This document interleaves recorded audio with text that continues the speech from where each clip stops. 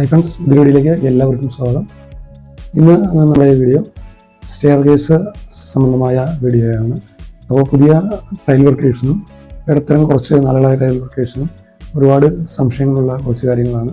Staircase എങ്ങനെ ലേ ചെയ്യാം, അല്ലെങ്കിൽ സ്റ്റെയർകേസ് ഡിവൈഡ് ചെയ്യേണ്ടത്, പിന്നെ ചെറിയ ചെറിയ കംപ്ലൈൻസ് ഒക്കെ സ്റ്റെയർകേസുകളിൽ വരാറുണ്ട്. അപ്പോൾ അതൊക്കെ ഒഴിവാക്കുന്നതിന് വേണ്ടി ചെറിയ വീഡിയോ ആണ് നമ്മൾ. അപ്പോൾ നമ്മുടെ വീഡിയോ ആദ്യമായിട്ട് കാണുന്നവരാണെങ്കിൽ സബ്സ്ക്രൈബ് ചെയ്യാൻ മറക്കരുത്. തുടർന്നുള്ള എല്ലാ വീഡിയോകളുടെയും നോട്ടിഫിക്കേഷൻ നിങ്ങളുടെ മൊബൈലിൽ ലഭിക്കുന്നതിനായി ആ ബെല്ലൈക്കൺ കൂടി അമർത്തുക. ഈ ഇൻഫർമേഷൻ മറ്റുള്ളവരിലേക്ക് എത്തിക്കുന്നതിന് വേണ്ടി ആ ഷെയർ ബട്ടൺ കൂടി അമർത്തി നമ്മുടെ ചാനലിനെ സപ്പോർട്ട് ചെയ്യുക. അപ്പോൾ നമുക്ക് വീഡിയോയിലോട്ട് പോകാം. പറ്റുക ഈ സ്റ്റെയർകേസ് കണ്ടാൽ തന്നെ അറിയാം, ഒരേ സൈസിലുള്ള സ്റ്റെപ്പ് ആയതുകൊണ്ട് തന്നെ കാണാൻ നല്ല ഭംഗിയുള്ളതാണ്. അത് പല പല സൈസുകളാണെങ്കിൽ ബോറായിരിക്കും. അതായത് ഇപ്പോഴത്തെ മോഡലായ സ്റ്റെപ്പിൻ്റെ ഷേപ്പിൽ തന്നെ അടിവശവും വരുന്ന സ്റ്റെയർകേഴ്സാണിത്. നമ്മളിതിൽ റൈസർ കറക്റ്റ് അളവായതുകൊണ്ട് നല്ല ഭംഗിയാണ് കാണുന്നതിന്. അപ്പോൾ ഇതേപോലെ നല്ല സ്റ്റെയർകേഴ്സ് നല്ല രീതിയിൽ ഇതിൻ്റെ മെഷർമെൻറ്റ് എങ്ങനെ കൃത്യമായി എടുക്കണം എന്നുള്ളത് ശ്രദ്ധിക്കേണ്ടതുണ്ട്. നമ്മളിവിടെ ചെയ്തിരിക്കുന്നത് ഡബിളാണ്. അതായത് സ്റ്റെയർകേഴ്സിൻ്റെ ടോപ്പിൽ നമ്മുടെ ഭംഗി കൂട്ടാൻ വേണ്ടി സിംഗിൾ കണത്തിൽ നിന്നും ഡബിൾ കനം ഒട്ടിച്ച് സെറ്റാക്കി. അപ്പോൾ അതുകൊണ്ട് റൈസർ അല്പം ചെറുതാണ് വരുന്നത്. അപ്പോൾ നമ്മുടെ എഡ്ജിൽ നല്ല കട്ടി കൂട്ടുന്നതിന് എഡ്ജിൽ ഡബിൾ കനം വെച്ചിട്ടുണ്ട്. അതുകൊണ്ട് നല്ല ഭംഗിയാണ് നമ്മൾ ആദ്യം ചെയ്യേണ്ടത്. സാധാരണ 2 നില ആണെങ്കിൽ ഗ്രൗണ്ട് ഫ്ലോറിൻ്റെ ടൈലിടുന്നതിൻ്റെ ടോപ്പിൽ നിന്നും ഫസ്റ്റ് ഫ്ലോറിൻ്റെ ടൈലിട്ട അല്ലെങ്കിൽ ഗ്രാനൈറ്റ് ഇട്ടതിൻ്റെ ടോപ്പിൽ നിന്നുമാണ് മെഷർമെൻറ്റ് എടുക്കേണ്ടത്. അതിന് നമ്മൾ ടോപ്പിൽ നിന്നും ലാൻഡിങ്ങിൻ്റെ ടോപ്പിൽ നിന്നും താഴെ ഗ്രൗണ്ട് ഫ്ലോറിൻ്റെ ഫ്ലോർ ടോപ്പിലേക്ക് അളവ് പിടിച്ച് എത്രയാണ് അളവ് വരുന്നതെന്ന് കറക്റ്റായി മെഷർ ചെയ്യുക. ശേഷം അത് നമ്മുടെ സ്റ്റെപ്പിൻ്റെ റൈസറിൻ്റെ എണ്ണം ഡിവൈഡർ ബൈ 331. അതായത് നമ്മുടെ സ്റ്റെപ്പിൻ്റെ റൈസറിൻ്റെ അളവ് എത്ര എണ്ണമാണ് നമ്മൾ ഇവിടെ വരുന്നത്, 19 സ്റ്റെപ്പ് റൈസറാണ് വരുന്നത്. അപ്പോൾ 331 ഭാഗം 19 17.42 അളവ് വരുന്നത്. അപ്പോൾ അത് സ്റ്റെപ്പിൻ്റെ ഓരോ സ്റ്റെപ്പിൻ്റെയും അളവാണ് വരുന്നത്. ടോപ്പിൽ നിന്നും അടുത്ത ടോപ്പിലേക്കുള്ള അളവാണ്. അപ്പോൾ നമുക്ക് ഇതിൻ്റെ മെഷർമെൻറ്റ് കണക്ക് കൂട്ടുന്നത് സിംഗിൾ പീസാണെങ്കിൽ ഒരു ടോപ്പിൻ്റെ അളവ് എടുത്തിട്ട് ഡിവൈഡ് ചെയ്യാം. അല്ലെങ്കിൽ ഡബിൾ പീസ് ആകുമ്പോൾ ആ ഡബിൾ പീസിൻ്റെ അളവ് കുറച്ചെടുക്കേണ്ടതാണ്. ഇപ്പോൾ വരുന്നത് 17.42. അപ്പോൾ 17.5 സെൻറ്റിമീറ്ററിന് അടുത്താണ്. അപ്പോൾ അത് വരുന്നതിൽ നിന്നും നമ്മൾ ഈ 3.9 വരുന്നത്. അപ്പോൾ ഈ 3.9 കുറച്ച് 13.52 സെൻറ്റിമീറ്റർ കണക്കിലാണ് നമ്മൾ ഡിവൈഡ് ചെയ്തിരിക്കുന്നത്. അപ്പോൾ അത് കുറച്ചതിന് ശേഷം വരുന്നത് 13.52. അപ്പോൾ ഇതാണ് നമ്മുടെ റൈസറിൻ്റെ അളവ്.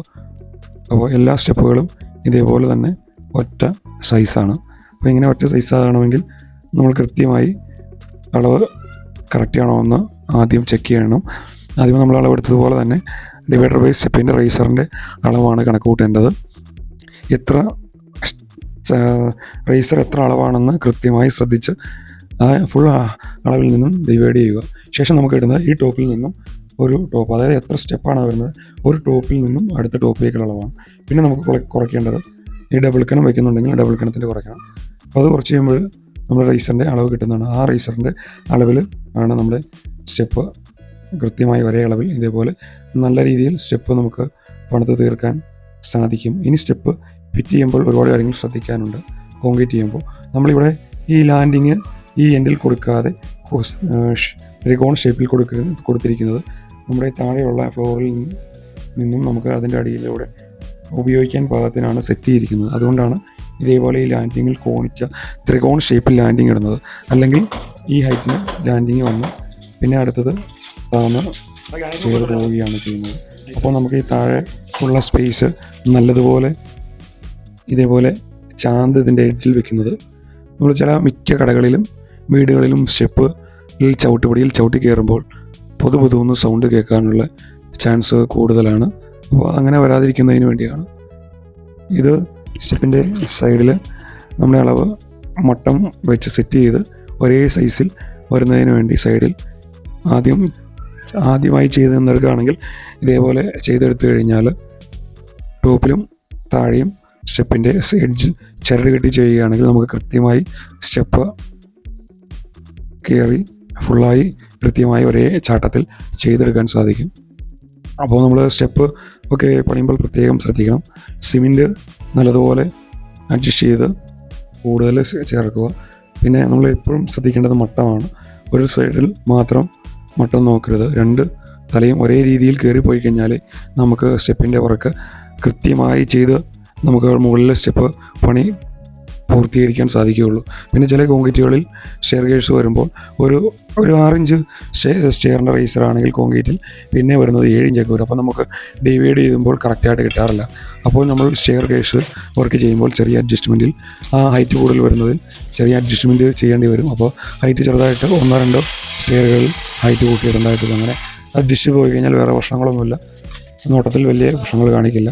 അല്ലെങ്കിൽ പിന്നെ അത് കോൺക്രീറ്റ് പൊളിച്ചു കളയാൻ സാധിക്കില്ല, കംപ്ലീറ്റ് കോൺക്രീറ്റ് ചെയ്തതായതുകൊണ്ട്. അപ്പോൾ ഇതുപോലെ കൃത്യമായ മട്ടം വെച്ച് ക്ലിയറാക്കി കൂടുതലായി ശ്രദ്ധിക്കേണ്ടത് ഈ എഡ്ജിൽ ചാന്തി ഇതേപോലെ അല്പം ഹൈറ്റായിട്ട് വെച്ച് നമ്മൾ മുട്ടുമ്പോഴത്തേക്ക് നല്ല ക്ലിയറായിട്ട് വെച്ച് സെറ്റ് ചെയ്ത് പോവുക. അപ്പോൾ പിന്നെ വേറെ പ്രശ്നങ്ങളൊന്നും വരില്ല. നമുക്ക് ഏറ്റവും കൂടുതൽ ശ്രദ്ധിക്കേണ്ടത് കൃത്യമായ അളവിൽ സ്റ്റെയർ കയറി പോകണം എങ്കിൽ റൈസറോട് കൂടി താഴെ നിന്ന് മുകളിലേക്ക് വെച്ച് പോവുക. മുകളിൽ നിന്നും ചിലവർ താഴെ സ്റ്റെപ്പിൻ്റെ ടോപ്പ് മാത്രം വെച്ച് പോകാറുണ്ട്. അപ്പോൾ അങ്ങനെ പോകുമ്പോൾ നമുക്ക് കൃത്യമായി അതിൻ്റെ സ്റ്റെപ്പിൻ്റെ അളവ് ഒരിക്കലും കിട്ടില്ല. ചിലവർ ചെയ്യാറുണ്ട് രണ്ടാമത്തെ ലാൻഡിങ് ഇട്ട് സെറ്റ് ചെയ്ത് പോകും. അങ്ങനെ ചെയ്ത് കഴിഞ്ഞാലും അത്ര പെർഫെക്ഷൻ കിട്ടത്തില്ല. ഇതേപോലെ ഒരേ സൈസിൽ വെച്ച് പോയി കഴിഞ്ഞാൽ ഒരേ സൈസിൽ തന്നെ നമുക്ക് റേസർ കൃത്യമായി വാട്ടർ ലെവൽ നോക്കി വേണം നമുക്ക് സ്റ്റെയർ കറക്റ്റ് ചെയ്യാൻ.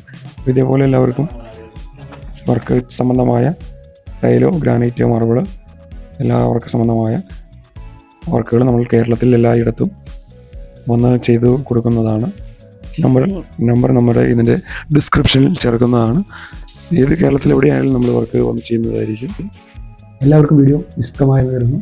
അടുത്ത വീഡിയോയിൽ കാണുന്നവരെ ബൈ.